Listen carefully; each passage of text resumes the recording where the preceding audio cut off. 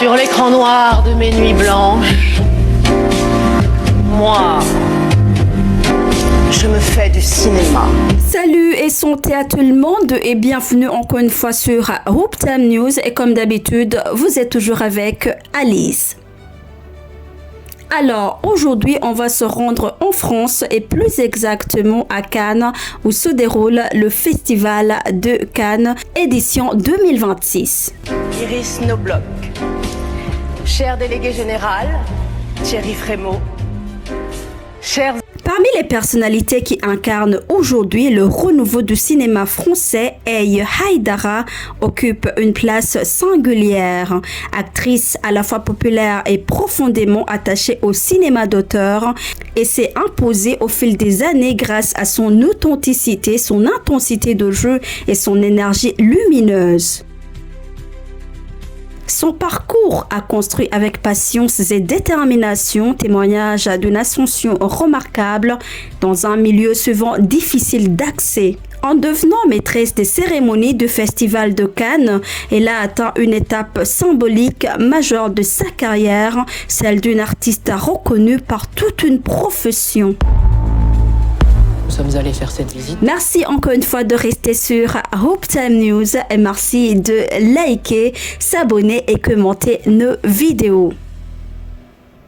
Parlons à présent de l'enfance de Eye Haïdara, la maîtresse des cérémonies au Festival de Cannes édition 2026. Née à Paris en 1983 dans une famille d'origine malienne, Eye Haïdara a grandi dans un environnement simple, éloigné des cercles du spectacle. Durant son enfance, rien n'a semblé la destiner naturellement à une carrière de comédienne. Pourtant, très jeune, elle a développé une fascination pour les histoires, les personnages et la scène. C'est à l'école que sa vocation est née véritablement. Un professeur lui a fait découvrir le théâtre et l'a encouragée à monter sur scène. Cette expérience a provoqué chez elle un véritable choc artistique et personnel. Elle a découvert un espace de liberté où il a pu s'exprimer pleinement, dépasser sa timidité et a pris confiance en elle. Plus tard, cette actrice Eye Haïdara expliquera souvent que le théâtre lui a permis de trouver sa voie. C'est la famille qui est très présente. À une époque où les jeunes femmes noires étaient encore peu représentées dans les grands rôles du cinéma français, Eye Haïdara a compris rapidement qu'elle devrait travailler 2 fois plus pour se faire une place. Mais cette difficulté est devenue aussi une force car elle a forgé sa détermination et son exigence artistique. Je vous rappelle que vous êtes bel et bien sur Hope Time News et aujourd'hui on est en train de revenir sur le parcours d'une actrice franco-malienne, Eye Haïdara, qui est également maîtresse des cérémonies au Festival de Cannes édition 2026. Alors qu'en est-il été de sa formation théâtrale exigeante? Avant de connaître le succès au cinéma, Eye Haïdara s'est construite d'abord comme une actrice de théâtre. Elle a suivi plusieurs formations et a rejoint finalement l'Académie de théâtre de Lorient qui était dirigée par le metteur en scène Eric Wigner. Et cette période a été essentielle dans sa formation. Le théâtre lui a appris la rigueur, le théâtre collectif et la maîtrise du jeu. Sur scène, elle a toujours développé une présence très physique, une diction précise et une capacité rare à mêler émotion, humour et spontanéité. Eye Haïdara a participé ensuite à différentes créations contemporaines, notamment sous la direction de Christophe Honoré. Nous sommes allés faire cette visite. Son passage au Festival d'Avignon avec la pièce La Faculté a attiré déjà l'attention des professionnels. Cette période théâtrale a été fondamentale car elle a façonné son identité artistique. Contrairement à de nombreuses actrices révélées très jeunes par le cinéma, Haïdara a construit son parcours lentement avec une solide expérience de scène. Parlons à présent de ses débuts au cinéma. Ses premiers pas au cinéma ont resté discrets. Elle a apparu dans plusieurs productions françaises à partir des années 2000, souvent dans de seconds rôles. Mais même avec peu de temps à l'écran, sa présence ne passait pas inaperçue. A travaillé progressivement avec des réalisateurs importants du cinéma français. On l'a vu notamment dans des projets de Jean-Luc Godard, de Michel Hazanavicius, de Cédric Klapisch ou encore de Lisa Azuelos. Même lorsqu'elle occupait des rôles secondaires, Haïdara a impressionné par son naturel. Il a évité les effets artificiels et a privilégié une interprétation instinctive très humaine. Peu à peu, les réalisateurs ont compris qu'elle possédait une capacité rare, celle de rendre immédiatement crédible et attachant n'importe quel personnage. C'est la famille qui est très présente dans ma vie. L'année 2017 a marqué un tournant décisif dans sa carrière grâce au film Le sens de la fête réalisé par Eric Toledano et Olivier Nakache. Dans cette comédie chorale devenue un immense succès populaire, elle a joué Adèle, collaboratrice énergique de personnages interprétés par Jean-Pierre Bacri, et son interprétation a séduit immédiatement le public. Haïdara a apporté au film une fraîcheur et une spontanéité à remarquer. Son humour naturel a contrasté parfaitement avec le cynisme tendre du personnage de Bacri. Beaucoup de spectateurs ont découvert alors une actrice capable d'occuper l'écran avec une grande intensité sans jamais en faire trop. Le succès du film a transformé sa carrière. Elle a obtenu une nomination au César du meilleur espoir féminin et est devenue l'un des nouveaux visages incontournables du cinéma français. Merci de rester sur Hooptime News. Aujourd'hui, on est en train de revenir sur le parcours de Haïdara, une actrice franco-malienne actuellement maîtresse des cérémonies au Festival de Cannes 2026. Alors, qu'en est-il été de sa carrière entre cinéma populaire et film d'auteur? Après cette révélation, Haïdara a refusé de se laisser enfermer dans un seul type de rôle. Elle a alterné des films populaires, des comédies sociales et des œuvres plus intimistes. Elle a joué notamment dans La Taularde aux côtés de Sophie Morceau, puis dans Les Femmes du Caire, où elle a interprété une nounou ivoirienne sans papier. Et ce rôle lui a permis d'aborder des thèmes sociaux importants tout en conservant une grande sensibilité.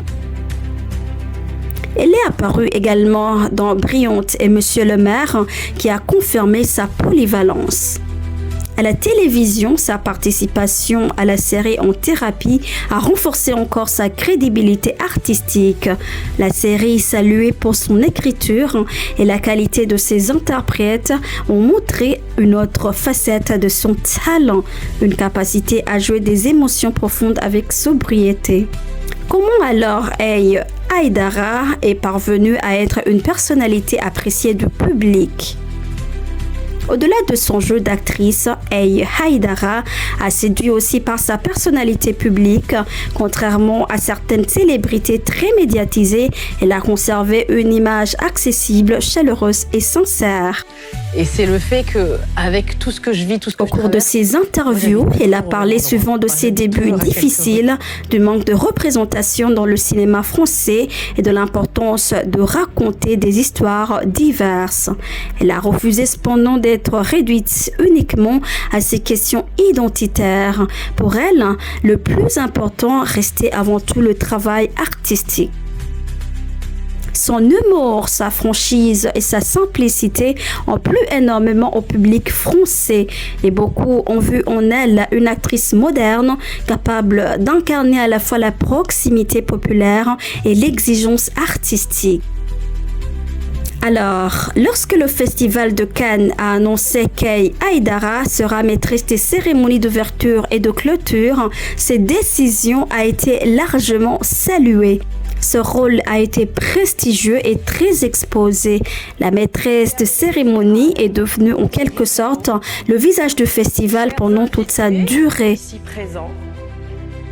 Elle a dû porter l'élégance de l'événement, accueillir les plus grandes stars internationales et donner le ton de la manifestation.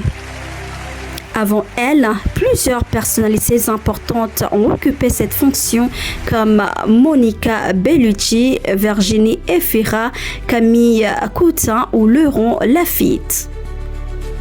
Le choix de Aï Haïdara a symbolisé une nouvelle génération du cinéma français, plus diverse, plus ouverte et plus représentative de la société contemporaine.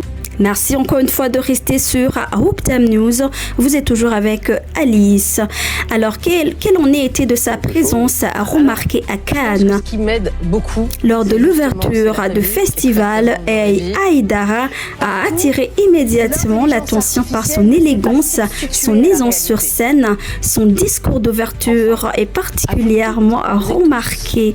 Elle y a évoqué le rôle du cinéma dans une époque traversée par des crises sociales et politiques, tout en rappelant la nécessité de préserver la création artistique et la liberté des auteurs. Enfin, partout. Sa manière de présenter les cérémonies mélange humour, émotion et naturel. Beaucoup de critiques ont souligné qu'elle a réussi à rendre l'événement prestigieux sans le rendre distant ou figé. Et sur le tapis rouge, elle est devenue rapidement l'une des personnalités les plus photographiées de cette édition du festival. Son style élégant et moderne a été largement commenté dans la presse internationale. La maîtresse de cérémonie de la soirée d'ouverture du... Et pour terminer, parlons de sa figure importante du cinéma français contemporain. Le parcours d'Aï Haïdara a illustré parfaitement l'évolution récente du cinéma français. Longtemps cantonnée à des rôles secondaires, elle a progressivement imposé son talent jusqu'à devenir une figure centrale de sa génération.